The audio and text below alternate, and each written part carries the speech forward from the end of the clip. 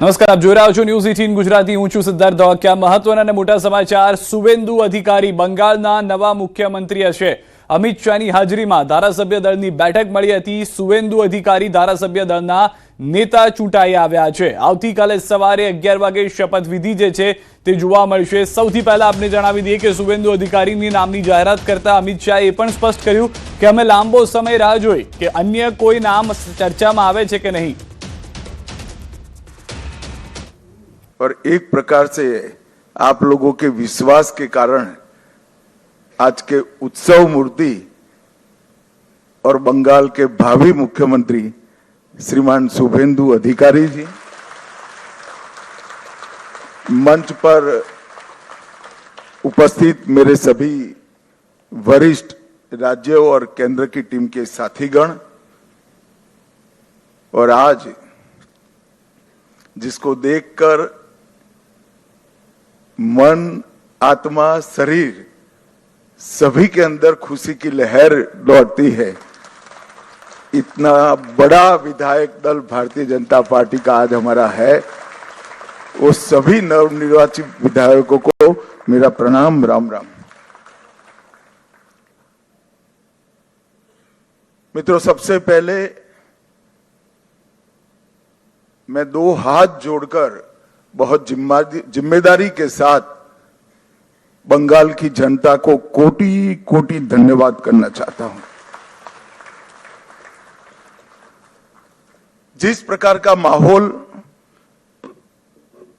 कम्युनिस्टों के समय से यहां पर बनाया जाता था, ममता जी ने इसको और गहरा तरीके से भय में परिवर्तित किया. वहां मत की अभिव्यक्ति लगभग असंभव थी. सैकड़ों उदाहरण हिंसा के, क्रूरता के, उसके बीच में भारतीय जनता पार्टी और हमारे नेता नरेंद्र मोदी पर भरोसा कर बंगाल की जनता ने जो प्रचंड विजय हमें दी है, इसके लिए मैं बहुत बहुत धन्यवाद करता हूं. मैं पार्टी की ओर से यह भी कहना चाहता हूं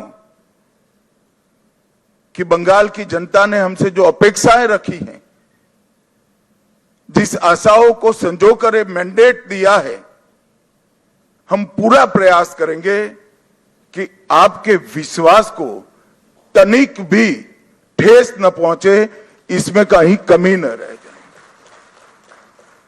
हम सब भारतीय जनता पार्टी के कार्यकर्ताओं का दायित्व है कि हर नई सोनार बांग्ला के लक्ष्य को लेकर हम चले और बंगाल की जनता की अपेक्षाओं को पूर्ण करें. मित्रों, आज कवि गुरु की ये पंक्तियां सच होती दिखाई पड़ रही है. चित्त जेथा भय शून्य, उच्च जेथा शीर. जहां मन भय मुक्त हो और सिर गर्व से ऊंचा हो, ऐसे बंगाल का रास्ता आज प्रशस्त हो चुका है और बंगाल उस रास्ते पे चल. 5 दशक का लंबा समय लोकतंत्र की दृष्टि से, कानून और व्यवस्था की दृष्टि से, बंगाल के अर्थतंत्र के ह्रास की दृष्टि से और बंगाल के विकास में शून्य गति, नेगेटिव गति देने की दृष्टि से बंगाल के लिए एक दुस्वप्न जैसा हुआ है. और हम सबका दायित्व है कि मोदी जी ने जो वादा दिया है बंगाल की जनता को, इसको पूरा करने के लिए हम हमारा सर्वश्रेष्ठ बंगाल की जनता को अर्पित करें, समर्पित करें. बंगाल की संस्कृति और बंगाल की परंपरा को 5 दशक से विदेशी विचारों से प्रभावित शासन से मुक्त कर फिर से एक बार रामकृष्ण ठाकुर, विवेकानंद, महर्षि अरविंद और कवि गुरु टैगोर की कल्पना का बंगाल बनाने की दिशा में हम आगे बढ़े। हम सबकी जिम्मेदारी आज से बहुत बढ़ती है। विनम्रता के साथ, जिम्मेदारी के एहसास के साथ किया हुआ परिश्रम ही ये मैंडेट का एक प्रकार से जनता को आभार के रूप में जवाब दे सकता है। मित्रों, आज बंगाल का विजय अनेक दृष्टिकोण से बहुत महत्वपूर्ण है। 100 साल की वैचारिक यात्रा के बाद गंगोत्री से गंगा सागर तक हर जगह पर आज भारतीय जनता पार्टी की सरकार बनी है। ये हम सब के लिए बहुत आनंद का विषय है। 1950 से जिस विचार की यात्रा को लेकर हम निकले और जिसके नेतृत्व में निकले, श्यामा प्रसाद मुखर्जी के नेतृत्व, उनकी ही जन्मभूमि में 1950 के बाद आज 2026 में श्यामा प्रसाद जी की ही पार्टी की सरकार बन रही है। ये भी बहुत महत्वपूर्ण है। जब 370 हटी तब देश भर के कार्यकर्ताओं के मन में खुशी की लहर दौड़ी थी, मगर मुझे कई वरिष्ठ कार्यकर्ताओं ने कहा था कि अभी भी कुछ कसक बाकी है। मैंने आश्चर्य से पूछा था, भला क्या बचा अब? तब उन्होंने कहा था, बंगाल में भाजपा का झंडा फहराना बाकी है। और आज मैं मानता हूं श्यामा प्रसाद जी जहां पर भी होंगे, मुक्त मन से नरेंद्र मोदी जी के नेतृत्व को वो आशीर्वाद देते होंगे, क्योंकि नेतृत्व ने भारतीय जनता पार्टी को गंगा सागर तक पहुंचाया, गंगोत्री से लेकर 2014 से जो यात्रा निकली, ये अभूतपूर्व यात्रा है मित्रों। अपने पुरुषार्थ से, अपने कौशल से, अपनी प्रामाणिकता से जनमत को कैसे संजोया जा सकता है और जनमत को कैसे विस्तृत किया जा सकता है, इसका दुनिया भर के लोकतंत्र में सबसे उत्कृष्ट उदाहरण है तो 2014 से 2026 की भारतीय जनता पार्टी की यात्रा। सिर्फ विचार नहीं फैला, संगठन भी विस्तृत हुआ। सिर्फ संगठन विस्तृत नहीं हुआ, विचारधारा भी मजबूत हुई। और सिर्फ विचारधारा मजबूत नहीं हुई, इसके साथ घर घर तक विकास पहुंचाने का काम भी हमने बहुत अच्छे तरीके से किया। और पूरा देश आज इस बात के लिए हमारी पार्टी और हमारे नेतृत्व को, नरेंद्र मोदी जी को स्वीकृति देता है।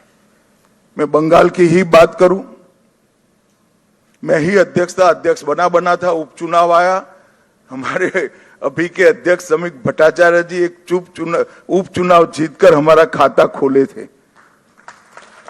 2014 की बात कर रहा हूं। 16 में 3 हुए, 21 में 77 हुए और 26 में 207 के साथ आज हमारा मुख्यमंत्री बैठने जा रहे। ये यात्रा जितनी भव्य है, आनंददायक है, मगर यात्रा का मार्ग जबरदस्त असहनीय पीड़ा से भरा हुआ है।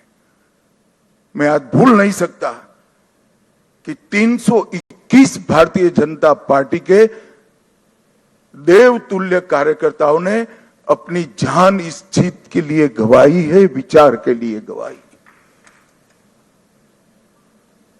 मैं देश भर में घूमा हूं पार्टी के अध्यक्ष के नाते। केरल और बंगाल इसके अलावे कहीं पर इस प्रकार की क्रूर हिंसा का नग्न तांडव मैंने नहीं देखा है। पहले कम्युनिस्टों ने और फिर टीएमसी ने। मैं आज हृदय के भाव के साथ वो सभी 321 कार्यकर्ताओं के परिवारजनों को, देश की करोड़ों करोड़ों जनता की ओर से और भारतीय जनता पार्टी के करोड़ों कार्यकर्ताओं की ओर से भावपूर्वक नमन करना चाहता हूं। आपके परिवार के स्वजन ने बलिदान देकर हमारे विचार को तो मजबूत किया ही है, हमारी पार्टी को तो आगे बढ़ाया ही है, मगर मैं विश्वास दिलाना चाहता हूं आपके परिवार के स्वजन का वो बलिदान पश्चिम बंगाल की सीमा को भी सुरक्षित कर पूरे भारत को सुरक्षित, ये विजय का एक और मायना है। आज त्रिपुरा में हमारी सरकार है, आसाम में हमारी सरकार है और बंगाल में भी अब हमारी सरकार बनी है। घुसपैठ असंभव होने वाली है, गौ तस्करी असंभव होने वाली है और दृढ़ता के साथ बंगाल सरकार और भारत सरकार इस सीमा को राष्ट्र की सुरक्षा के अभेद किले के अंदर परिवर्तित कर लेगी। भाइयों बहनों, ये जो यात्रा हुई है, बंगाल की जनता ने हमें जन समर्थन तो दिया, गत चुनाव में भी दिया था, 77 सीट जीते थे, मगर इस बार जो जन समर्थन मिला है उसका आभार व्यक्त करने के लिए भाजपा के कार्यकर्ता के नाते मेरे पास शब्द नहीं है। हमारा विधायकों का जीत का एवरेज मार्जिन 28,000 है। 28,000 वोट से हम सब जीते हैं, एवरेज निकाल देता हूं। और 3 से 77, 77 से 203 की 207 की जो यात्रा हुई है वो अभूतपूर्व है। 23 प्रशासनिक जिलों में से 9 जिले ऐसे हैं जहां दीदी का खाता भी नहीं खुला है, सुपड़ा साफ हो गया।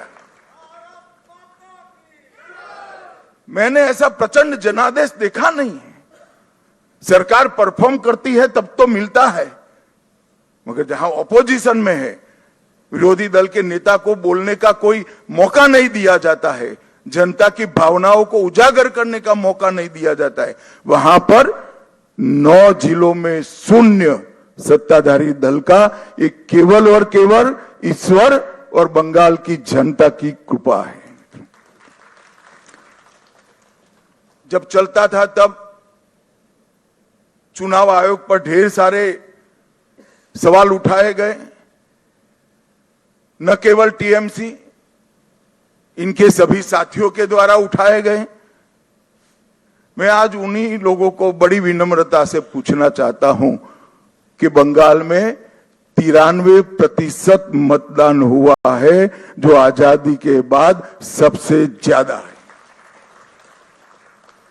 और एक भी कंप्लेंट टीएमसी की ओर से छापा मारने की नहीं है, बूथ कैप्चरिंग की नहीं है, एक भी नहीं है। 93% मतदान हुआ है और जहां सैकड़ों लाशें गिरती थी चुनाव के वक्त, वो राज्य के अंदर एक भी मृत्यु के बगैर दोनों चरण समाप्त हुए हैं। मैं आज चुनाव आयोग के तहत काम करने वाले सभी सुरक्षा बलों को, बंगाल सरकार के सभी कर्मचारियों को और बंगाल पुलिस को भी हृदयपूर्वक अभिनंदन देना चाहता हूं कि आपने जो काम किया है इससे विश्व भर में लोकतंत्र का मैसेज गया है।